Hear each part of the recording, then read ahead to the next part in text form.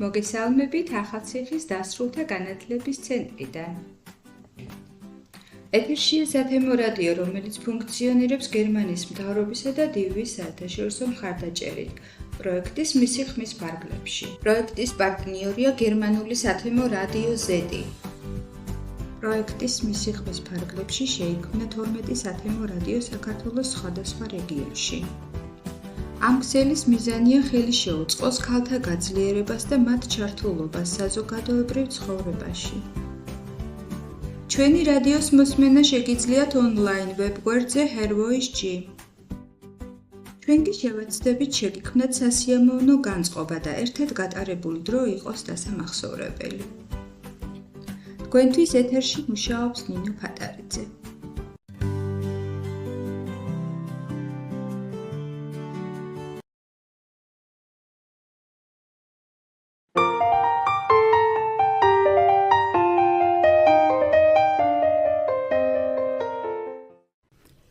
მოგესალმებით ძვირფასო მსმენელებო. ეს თეთრი კარავია და დღევანდელ გადაცემას მე გავუძღვები, ბატონი დიმიტრი. დღეს გაგაცნობ საუკეთესო კერძების რეცეპტებს, რომლებიც ჩვენმა მსმენელებმა გამოგვიგზავნეს სხვადასხვა სოფლებიდან და ქალაქებიდან. მაშ ასე. მოგესალმებით, მე ვარ ეკა 47 წლის.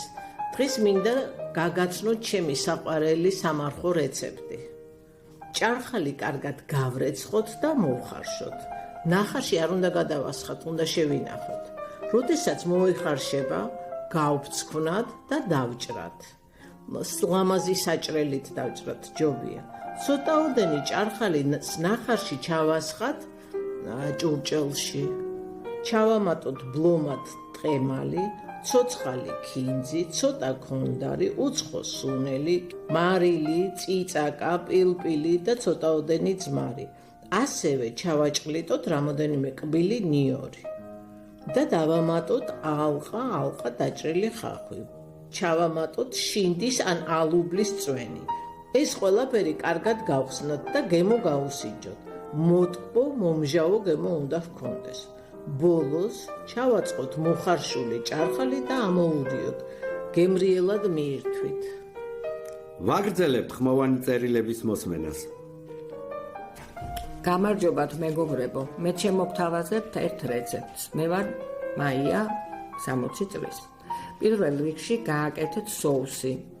ჯამში მოათავსეთ თაფლი, დიჟონის მდოგვი, ზეითუნის ზეთი, მარილი, პილპილი და აურიებთ ერთმანეთში, სანამ ერთგვაროვანი მასა არ გახდება.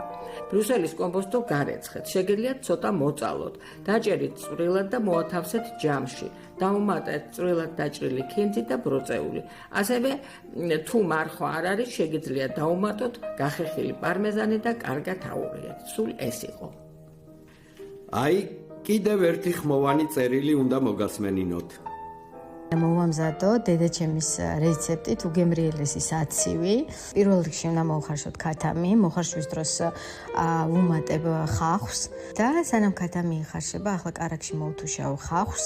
ცოტა რომ აკლია ისეთ ქათამს, შევდგავ ღუმელში 200 გრადუსზე და მოკლედ კარგად დავბრაწავ. ჯამში მოვათავსოთ ნიკოზი, 2 კბილი ნიორი და 1 სუფრის კოვზი, საცივის საკმაზები, რომლის შემადგენლობაში შედის უცხო სუნელი, ყვითელი ყვავილი, წითელი წიწაკა, ქინძი, პილპილი და მარილი და ნელ-ნელა ვუმატებ ახლა ბულიონს.